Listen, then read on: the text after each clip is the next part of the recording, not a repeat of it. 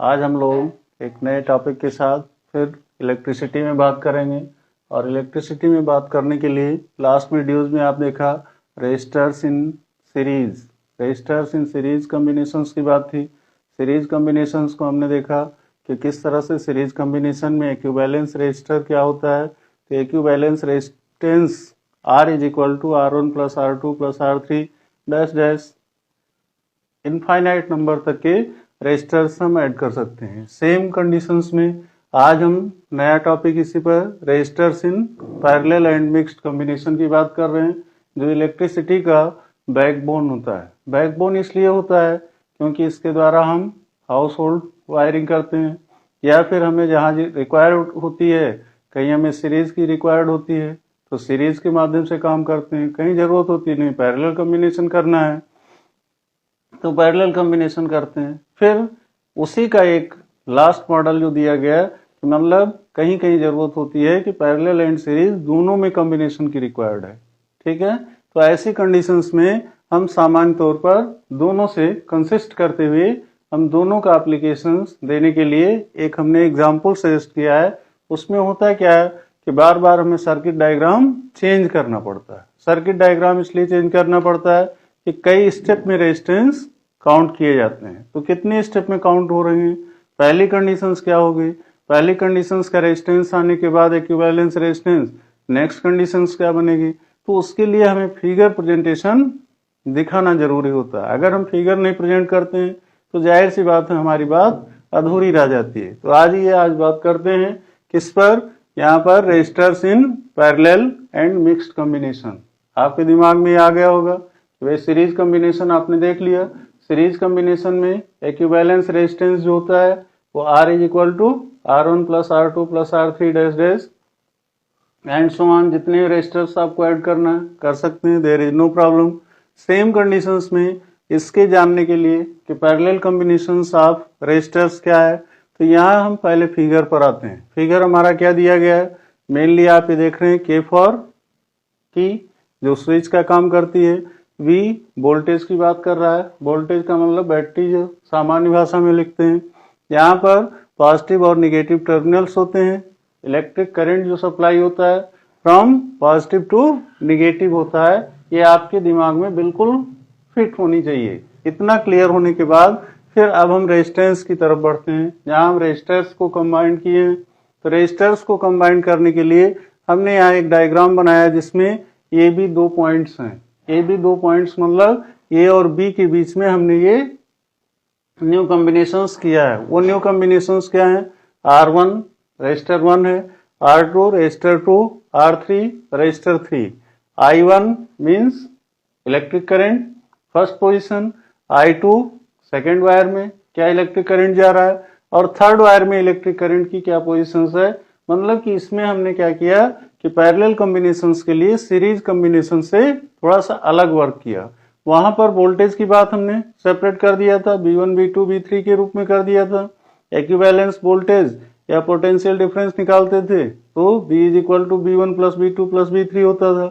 Same conditions में जब हमें पैरेलल वर्क करना है तो पैरेलल वर्क करने के लिए हम क्या करते हैं, इसमें इलेक्ट्रिक करंट को टुकड़ों में भेजते हैं। मतलब कि अलग अलग रेजिस्टर्स में कितना करंट भेजना है उसके अकॉर्डिंग हमारा सर्किट लोड ले सकेगा नहीं ले सकेगा।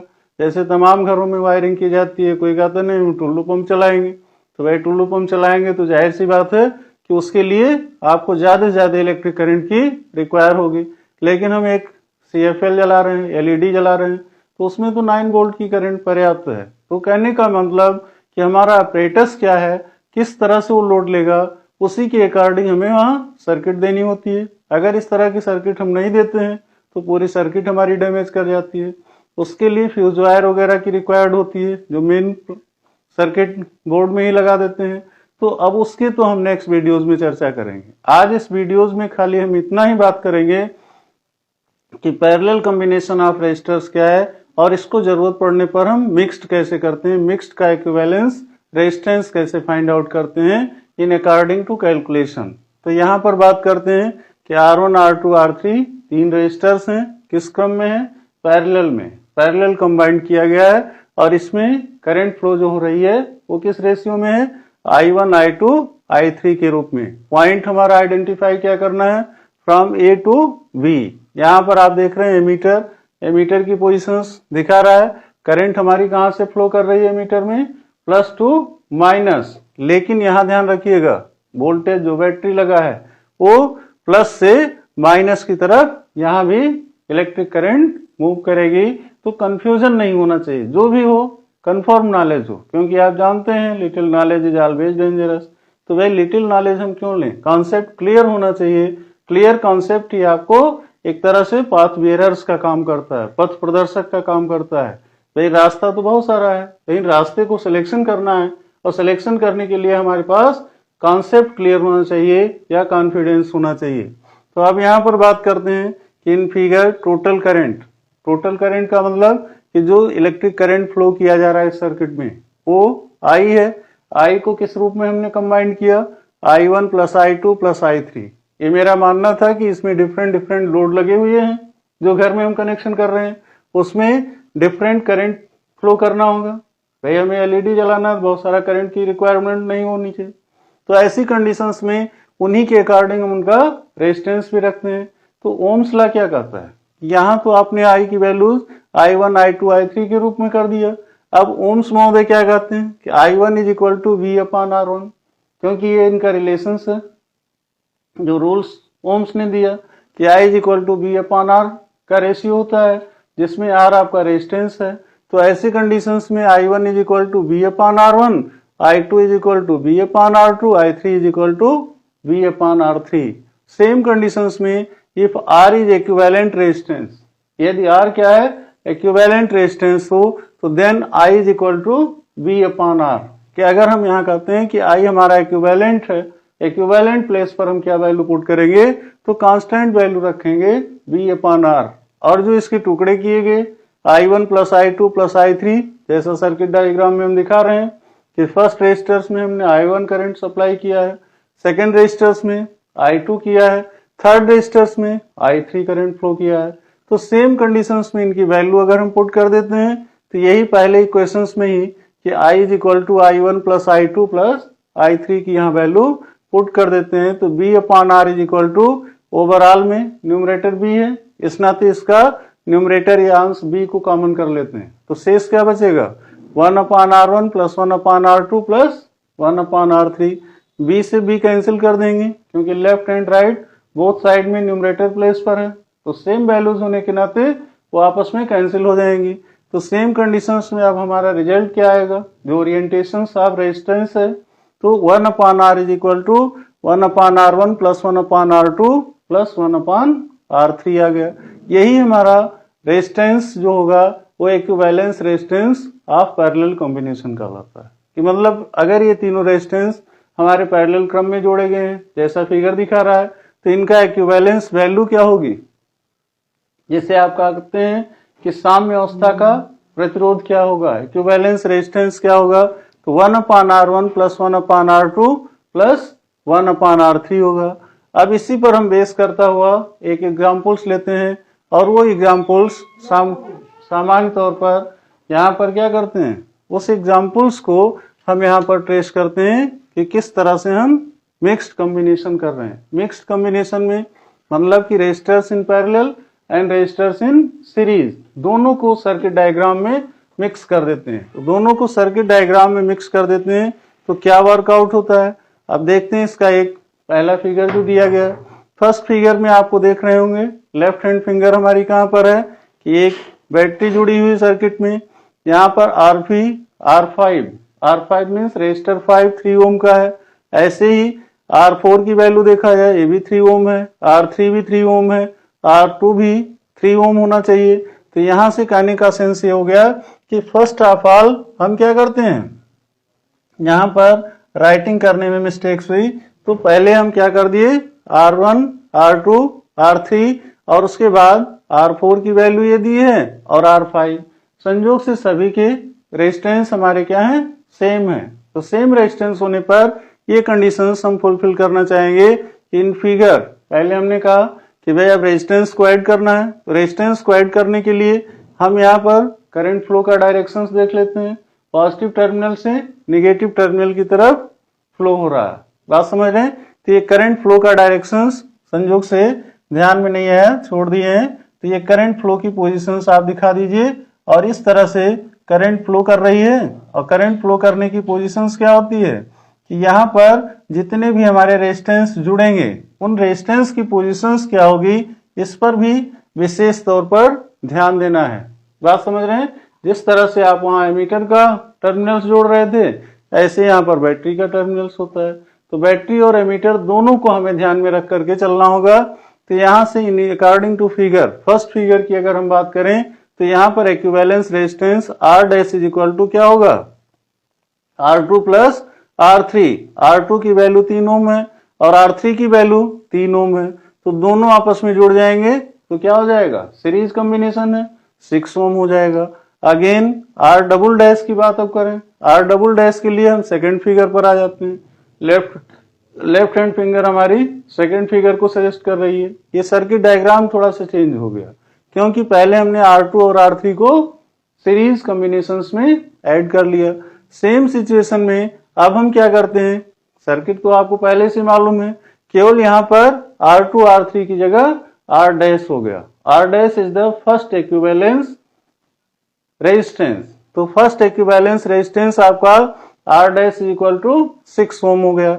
अब इनको हम कंबाइन करते हैं तो 6 ओम किससे जुड़ रहा है, कहने का मतलब R double dash is equal to, तो यहां से क्या हो जाएगा 1 upon R dash plus 1 upon R4। यहाँ पर एक्चुअली होना क्या चाहिए 1 अपान R डबल डैश। तो 1 अपान R डबल डैश कहने का मतलब कि ये हम किस क्रम में जोड़ रहे हैं, कौन कौन सा है, एक R डैश है और दूसरा R4 है। तो R डैश का R4 से क्या रिलेशन दिख रहा है, पैरेलल सीरीज में है, अरे पैरेलल कॉम्बिनेशंस में। सीरीज तो सीरीज कॉम्बिनेशन अलग है ही है, ये किस में है, पैरेलल कॉम्बिनेशन में। तो पैरेलल कॉम्बिनेशन में इनका इक्विवेलेंस रेजिस्टेंस जो होगा 1 upon R double dash is equal to 1 upon R dash पहली अवस्था का रेजिस्टेंस प्लस 1 अपान R4।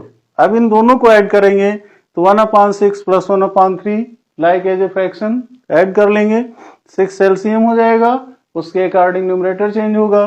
तो पहला न्यूमरेटर 1 हुआ और दूसरा न्यूमरेटर 3 से डिवाइड कर दीजिए 6 को, तो 3 2 जा 6 हुआ, 2 का मल्टीप्लाई सेकंड न्यूमरेटर में कर दीजिए तो 2 1 जा 2 हो गया, 2 प्लस 1 3 और 3 अपान 6 आ जाने पर डिवाइड कर दीजिए क्योंकि ये मल्टीपल्स हैं आपस में।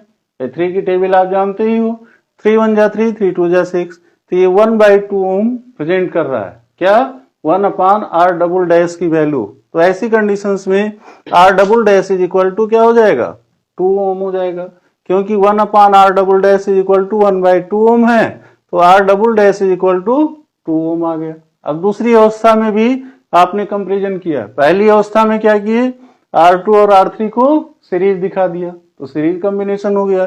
दूसरी कंडीशन आप सेकंड फिगर में देख रहे हैं, यहाँ R डैश और R4 क्या है, पैरेलल में है, तो पैरेलल पोजीशन सब आपने दिखा दिया।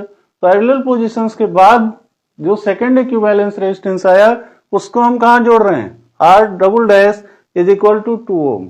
अब R डबल डैश की वैल्यू 2 ओम जो आई, ये आपस में एक दूसरे से सब सीरीज जुड़े हुए हैं। सर्किट आपको मालूम ही है, यहाँ पर R5 है, R डबल डैश है, R1 है, देखने से ही आपको लग रहा है कि सीरीज कॉम्बिनेशन है।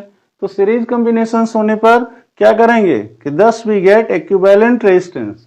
अब पूरे होल सर्किट का इक्विवेलेंस रेजिस्टेंस क्या होगा, तो ये equivalence resistance R is equal to R5 plus R double dash plus R1, value सबकी पुट कर दीजिए, 3 ohm plus R double dash आपने पहले सॉल्व किया है 2 ओम होता है। और इसी तरह से R1 की बात कर रहे हैं क्योंकि आप चाहे R1 से लेकर के चलिए या R5 से लेकर चलिए, एज यू विश, जो आपकी इच्छा हो। तो ऐसी कंडीशंस में इन तीनों रेजिस्टेंस को आप ऐड कर लेते हैं तो 3 प्लस 3 6, 6 प्लस 2 8 ओम आ गया और यही 8 ओम आपका इक्विवेलेंस रेजिस्टेंस होगा। तो अभी आपने देखा जो आपको टिपिकल लग रहा था सीरीज कॉम्बिनेशन, तो सबसे आसान है, डायरेक्ट नंबर्स को जोड़ लेते हैं। पैरेलल कॉम्बिनेशन में थोड़ा सा फ्रैक्शन को सॉल्व करना होता है और जैसे हमें वायरिंग की जरूरत होती है, चाहे वो इंडस्ट्रियल फील्ड में हो, हाउस होल्ड हो या कहीं भी जैसे हमें रिक्वायरमेंट्स होती है, आज की डेट में देख रहे हैं तमाम डेकोरेशंस हो रहे हैं, फेस्टिवल्स वगैरह में जरूरत होती है, डिफरेंट फंक्शंस में भी होते हैं, तो अब वो इलेक्ट्रीशियन के ऊपर डिपेंड करता है कि कहाँ हमें किस तरह की वायरिंग देनी है, और वायरिंग के साथ साथ हमें कितना लोड लेना है। अधिकतम लोड लेने के लिए हम क्या करते हैं, उसमें मतलब सीरीज कॉम्बिनेशन देते हैं, और जो मिनिमम लोड हमें लेना होता है तो वहां पर हम पैरेलल कॉम्बिनेशन देते हैं। दोनों को मिक्स कर देते हैं तो ये हमारा क्या बन जाता है, एक like as a professional circuit diagram बन जाता है। और उस प्रोफेशनल सर्किट डायग्राम में ये कैलकुलेशन करना मस्ट होता है। बिना इसके कैलकुलेशंस के हम एक अच्छे इलेक्ट्रीशियन नहीं बन सकते। तो अच्छे इलेक्ट्रीशियन बनने के लिए जाहिर सी बात है कि कॉम्बिनेशन ऑफ रेजिस्टेंस बहुत अच्छी तरह से आपको मालूम होना चाहिए। और इसी के बाद जो नेक्स्ट लास्ट टॉपिक है, मतलब लास्ट वीडियोस होगा, हो सकता है वो थोड़ा बड़ा हो, तो उसमें हम छूटी हुई चीजों को जो अभी तक इग्नोर हो गई हैं उनको और प्लस न्यूमेरिकल देने की कोशिश करेंगे, और इसी के बाद इलेक्ट्रिसिटी आपका समाप्त हो जाएगा। ठीक है, तब तक के लिए धन्यवाद।